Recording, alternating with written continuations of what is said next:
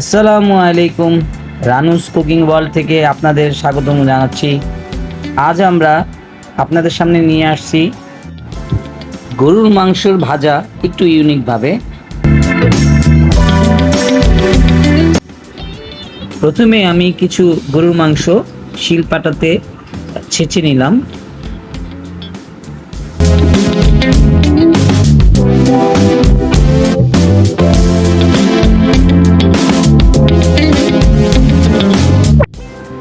এখন আমি কিছু পরিমাণ কাঁচামরিচ শিলপাটাতে নিয়ে বেটে নিলাম। যতটুকু মিহি করা যায় আপ্রাণ চেষ্টা করলাম যাতে মিহি হয়।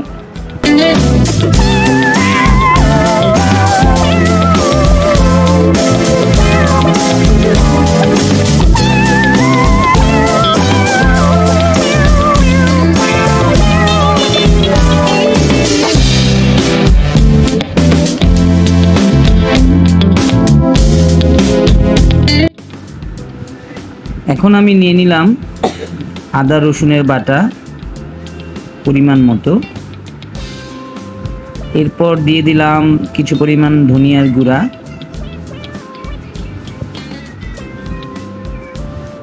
নিলাম মরিচের গুঁড়ো পরিমাণ মতো, যে যতটুকু ঝাল খায়।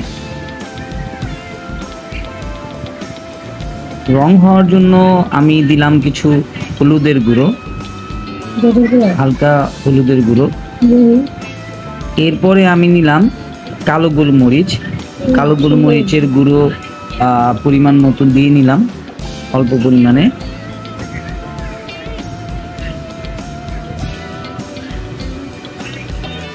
এরপরে আমি নিলাম সয়া সস। সয়া সস খুব বেশি দিব না, 2 মুখ পরিমাণ সয়া সস দিয়ে মাংসটা মাখিয়ে নিলাম।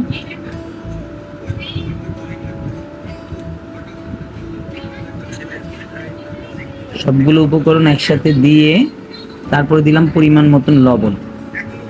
মতন লবণ দিয়ে আমি যেই মরিচ বেটেছিলাম সেই মরিচটা এবং এই সবগুলো উপকরণ একসাথে খুব ভালোভাবে মেখে নিলাম, খুব ভালোভাবে, যাতে সবগুলো মশলা মাংসের মধ্যে ভরে যায় তার জন্য।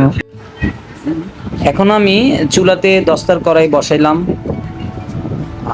কড়াইয়ে তেল নিলাম মাংসগুলো ভাজার জন্য। তেলটা গরম হয়ে আসার পরে আমি মাংসগুলো ধীরে ধীরে দিয়ে দিচ্ছি, যাতে মাংসগুলো পরিপূর্ণভাবে ভাজা হয়।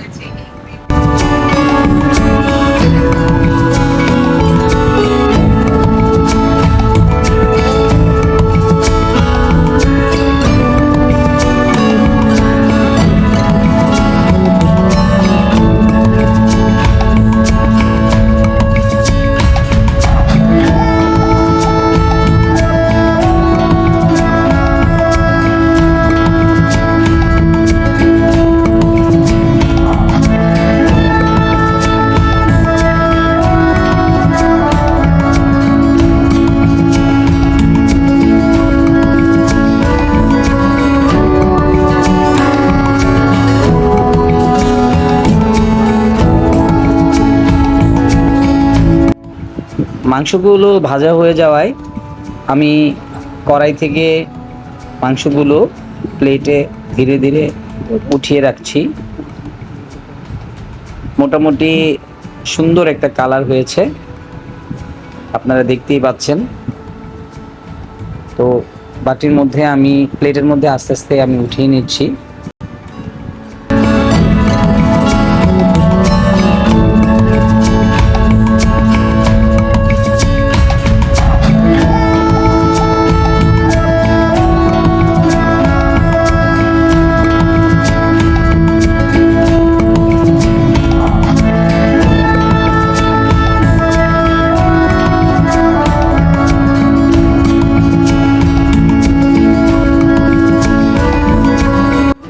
আমাদের হয়ে গেছে মাংস ভাজা, ইউনিকভাবে পরিবেশনের জন্য রাখা হয়েছে।